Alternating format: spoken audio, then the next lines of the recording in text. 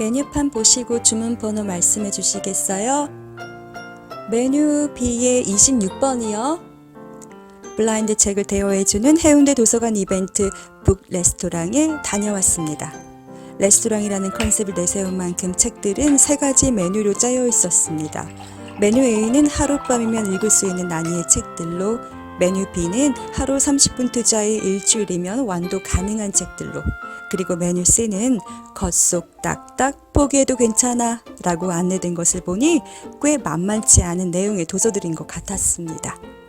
재미있는 이벤트라고 생각되어 개업일인 오늘을 기다려왔고 럭키백을 고를 때처럼 심장을 간지럽히는 기대감이 좋았습니다. 겉속 딱딱 메뉴 C는 소화불량을 일으키지 않을까 염려되어 패스, 메뉴 A는 패스트푸드 느낌의 책들이 아닐까 의심되어 또한 패스. 그렇다면 메뉴 B에서 골라야 한다는 것인데 내용은커녕 제목도 저자도 모르고 주어진 힌트에만 의존해 한 권을 고르려니 결정장애와는 거리가 먼저도 쉽지 않았습니다. 그러다 생각해낸 것이 가장 흥미도가 적을 것 같은 책을 고르자였습니다. 기대가 적으면 실망도 적을 테니까요. 알쏭달쏭 힌트가 911.05인 주문번호 26번.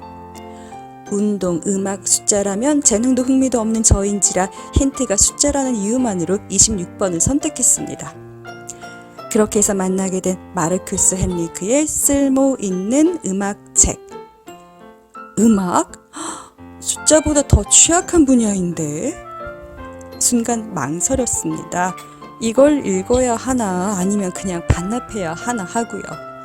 그런데 포장이 참 정성스럽게 되어 있었습니다.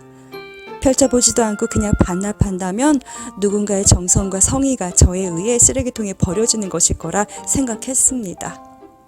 그래서 이 책이 쓴 목적이나 알아보자 생각하며 프롤로그를 펼쳤습니다. 8살 꼬맹이였던 저자의 기억에 각인된 곡 Man in the Mirror. 도대체 어떤 곡이길래? 궁금해하며 유튜브에서 Man in the Mirror를 타입했습니다.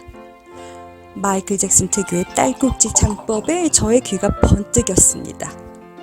이 노래 당연히 알지! 반가운 마음이 들었습니다. 그리고 읽어나간 누구나 음악을 처음 들었던 때 혹은 본격적으로 듣기 시작했던 때를 흐릿하게 남아 기억할 것이라는 저자의 글에 묻혀있던 저의 기억이 되살아났습니다. 중학교 2학년, 부모님의 별거와 함께 시작된 낯선 동네, 낯선 학교, 그리고 첫 여름 후 변해버린 낯선 나 자신으로 모든 것이 혼란스러웠던 시절. 그때 저의 유일한 낙은 라디오를 통해 듣던 팝송이었습니다. 밤을 지나 새벽 4, 5시까지 혼자 이불을 뒤집어 쓰고 듣고 또 들었습니다.